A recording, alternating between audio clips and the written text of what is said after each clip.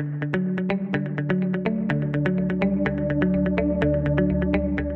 Money health show में मैं नेहा बजाज आप सभी का बहुत बहुत स्वागत करती हूँ। और आज के वीडियो में हमारे साथ जुड़ रहे हैं डॉक्टर मंजीत सैनी, जो कि एक न्यूरो साइकाट्रिस्ट है और डी एडिक्शन एक्सपर्ट हैं। पिछले 22 सालों का एक्सपीरियंस आज हमारे साथ वो शेयर करने वाले हैं हमारे अपने जी मनी हेल्थ शो में।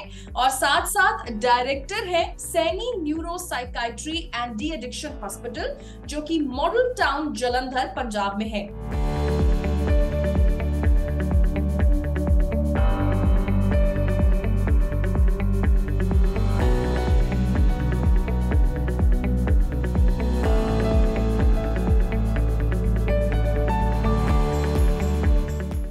डॉक्टर मंजीत, आपका बहुत बहुत स्वागत है। बिल्कुल, it's our pleasure to have you as a guest here. And doctor Manjeet, ऐसा कहते हैं कि शरीर पे कोई भी जख्म है, फ्रैक्चर है, खून निकल रहा है तो हम तुरंत इलाज के लिए चले जाते हैं। बट कुछ ऐसी चीजें जो शायद हमारे अंदर है, हमारे मन में है, हमारा दिमाग परेशान है, दिल परेशान है, हमें समझ नहीं आ रहा है, उसके लिए हम कंसल्ट करने से पहले 10 बार हिचकिचाते हैं। आज मैं आपसे एक ऐसे डिसऑर्डर के बारे में बात करने वाली हूँ जो कहीं ना कहीं हमारे इंटरपर्सनल और इंट्रापर्सनल रिलेशंस को बहुत अफेक्ट करता है। वो है बाइपोलर डिसऑर्डर। तो फिलहाल सभी दर्शकों को सबसे पहले आप ये बताइए, बाइपोलर डिसऑर्डर बीपीडी क्या होता है? Neha, this is a very good question and आजकल लोगों की awareness level is very high. People go to Google and they search out कि ये बाइपोलर है, उनको कि डिप्रेशन है, कि स्किज़ोफ्रेनिया है, and then they start making their own diagnosis which becomes quite risky. So first thing is that if you want to be diagnosed, अगर आपको दिमागी बीमारी है, you should go to a doctor जो दिमागी बीमारियों का एक्सपर्ट है. Let him make a firm diagnosis and give you the treatment. Don't try to make a diagnosis going through Google and then you start सोचें thinking कि यार ये medicine शायद अच्छी होगी और let me do counseling on myself. And these are very difficult situations, and it becomes difficult to even say convince the patient कि भाई तेरे को ये प्रॉब्लम है, you are not suffering from this. So to start with, जो bipolar disorder है, this cannot be diagnosed by any blood test. Somebody says कि मेरा blood test कर लो, मेरा X-ray कर लो, मेरा CT scan कर लो, मेरा MRI कर लो, कोई और टेस्ट कर लो और मेरा डायग्नोसिस कर दो. So bipolar disorder can only be diagnosed via symptoms.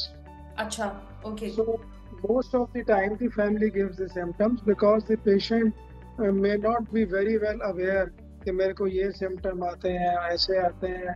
Patient goes into a particular stage, remains into that stage.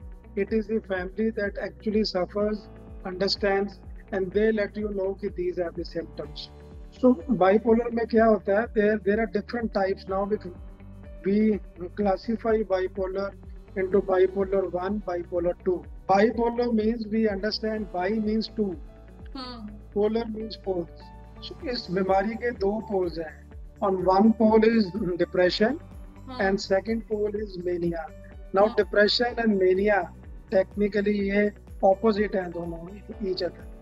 Now what happens in depression is you become sad, you become very lethargy, then the sleep pattern is disturbed, you don't feel like going to your office, doing your routine activities, you don't feel like getting up from your bed, your appetite most of the time goes down, but at times yes, the appetite may be increased. You may start having suicidal thoughts, you may start feeling this life is worthless, hopeless. It is better to commit suicide than to be in this stage. Okay. So in general, you lack interest in everything and the world looks very gloomy to you. So this is one end of bipolar, what we call as the major depression. Okay. So here the patient is suffering from major symptoms of depression. And the second end of bipolar is the reverse of this. This is called mania. What happens in mania is the reverse. The patient starts talking too much. He jumps from one topic to the other. He starts feeling as if he's a very rich man, as if he has got some supernatural powers. Then he is very elated, very happy. he may be spending excess amount of money. He may be distributing sweets, money to his servants, to his friends. He may be throwing parties. Then he may become aggressive. He feels that there is no need to take rest. The body is full of energy. Mania and depression are two opposite poles. One is the depression patient goes into the slow, retarded, gloomy phase. Mania goes into the hyper phase, elated phase, and is too much excited. Okay. And one, like it is bipolar 1 and bipolar 2. So, Dr. Manjeet, what are the causes of a bipolar disorder? मैं बोलूँगी emotionally, mentally healthy इंसान को कैसे BPD आ जाता है? क्या ये heredity होता है? चाइल्डहुड ट्रॉमा है? कैसे होता है ये? So we can count two important causes. One is the genetic cause. It is running in the family. So the other family members, they have a higher incidence of having this.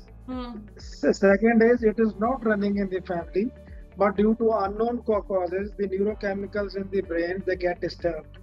Because of the disturbance of the neurochemicals, the patient starts suffering from this bipolar disorder. Okay. And sir अगर हम bipolar disorder की बात करें तो आपके पास मैं बोलूँगी कितने परसेंटेज ऑफ द पेशेंट्स आते हैं जिन्हें बीपीडी होता है? अगर हम साइकेट्री के पेशेंट्स की बात करें सिर्फ, not the patients of addiction, psychiatric में साइकेट्री के patient I can say about 5 to 7-8% or 10% of the patients can be suffering from bipolar. Okay. But I get. अच्छा सर, आजकल क्या है कि बिकॉज लोग कहीं ना कहीं इंटरनेट पे बहुत ज्यादा आने लग गए हैं, एक सेल्फ कंक्लूजन निकल रहा है एंड मूड स्विंग्स भी बहुत ज्यादा बढ़ गए हैं considering the amount of stress and lifestyle. So bipolar disorder में भी मूड स्विंग्स होते हैं और मूड स्विंग्स में तो डेफिनेटली मूड चेंजेस रहते ही रहते हैं. तो इन दोनों में आप डिफरेंशिएशन कैसे करेंगे? Yeah, this is very important and this can be done only by an expert psychiatrist, right? So इसमें क्या है कि patient can be suffering from major depression or he may be suffering from depression which is major in nature but it is a part of bipolar illness. So अगर तो patient को depression के साथ साथ maniac phases भी आता है और hypomaniac phases आते हैं, so that means he is diagnosed as bipolar. यहाँ पेशेंट को सिर्फ मेनियक फेज आते हैं. Again if he is suffering only from mania और there are phases of depression followed by mania और there are phases of depression followed by hypomania. Hypomania is the lower form of mania, so then it becomes a bipolar depression. अगर patient को सिर्फ ही depression के attacks आ रहे हैं, then it is not a bipolar disorder. अच्छा, okay. Sir, किसी व्यक्ति को अगर बाइपोलर डिसऑर्डर है तो क्या उसकी नॉर्मल लाइफ रूटीन एक सामान्य जीवन बिता सकता है? क्योंकि बाइपोलर है तो कहीं ना कहीं आसपास के लोगों पर भी बहुत प्रभाव पड़ता है. देखो, अगर तो पेशेंट डिप्रेशन के फेज में है या मेनिया के फेज में है या हाइपोमेनिया के फेज में है तो उस समय life is difficult to manage both for the patient and the family. Family के लिए अगर वो डिप्रेशन में गया तो इट बिकम्स वेरी डिफिकल्ट. सारा दिन उसको बोली जाओ भाई उठ, कपड़े चेंज कर ले, कुछ खा ले, कहीं बाहर निकल जा, अपने काम पे चले जा, हम साथ हैं, तो सारा दिन इसी में बीत जाता है.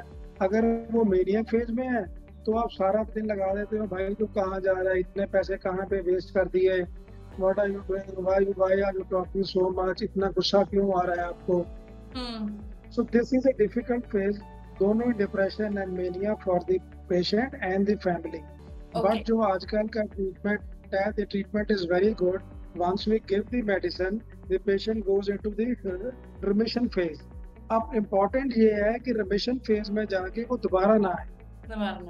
And sir, अगर हम बाइपोलर के प्रिवेंशन और ट्रीटमेंट के बारे में बात करें तो क्या बाइपोलर इरिवर्सिबल है या इसका ट्रीटमेंट लाइफ लॉन्ग चलता है? कैसे प्रिवेंट किया जा सकता है? क्योंकि मैंने कहीं पढ़ा था सर कि बचपन से ही कहीं ना कहीं हमारी मेंटल वेलबींग की फाउंडेशन रखी जाती है. सो बच्चों को ऐसे डिसऑर्डर्स ना हो. आप अपना कुछ अगर हमें ओपिनियन देना चाहें तो. देखो, नॉर्मली ये यंग एडल्ट्स में स्टार्ट होता है लेकिन बच्चों में भी देखा जाता है, राइट?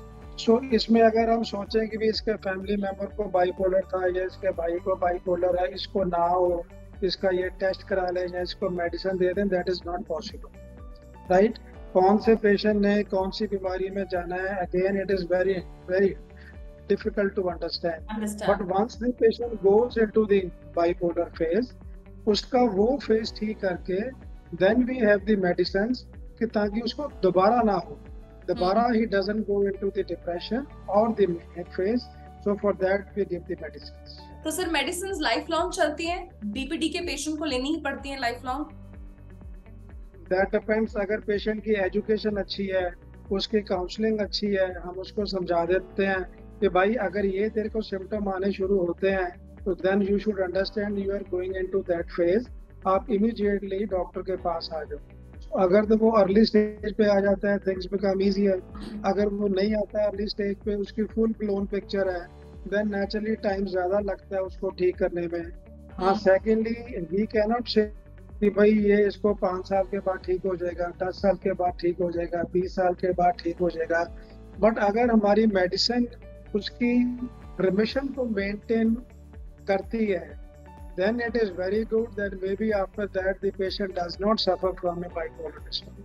ओके, तो डॉक्टर मंजीत ने हमें कई सारी चीजें बताई अबाउट बाइपोलर डिसऑर्डर, और सबसे इम्पोर्टेंट चीज जो आज हमारे इंटरव्यू में हमने ये समझी है कि हेजिटेट नहीं करना है। कोई भी ऐसे सिम्टम्स जो आपको लग रहे हैं, आपको एक साइकाइट्रिस्ट को दिखाना है। और on that note, doctor Manjeet Saini, आपने अपने बिजी स्केड्यूल से जी मनी हेल्थ शो के लिए अपना वक्त निकाला। Thank you so very much. Thank you so much. Thank you. तो ये थे डॉक्टर मंजीत सैनी। और जैसे हम बोलते हैं कि जो बाहर जख्म है उन पे तो हम मरहम पट्टी कर लेते हैं, लेकिन अंदर के कुछ इमोशंस, हमारी फीलिंग्स जो कहीं ना कहीं एक नया मोड़ ले लेती है और हम खुद उसे हैंडल नहीं कर पाते, उसके लिए हमें डॉक्टर को दिखाना चाहिए। कंसल्टेशन में कोई बुराई नहीं है। एंड मैं उम्मीद करती हूँ आपको आज का वीडियो बहुत पसंद आया होगा। अपना फीडबैक जरूर शेयर करिएगा। किसी और विषय पर अगर आप चर्चा देखना चाहते हैं वो भी हमें बताइएगा। ऑन दैट नोट, मैं नेहा बजाज अब आपसे लेती हुई इजाजत। मिलेंगे जी मनी हेल्थ शो के एक नए वीडियो में with new super specialist, new medical expert. Till then keep watching G money health show. अच्छी सेहत हमारा वादा।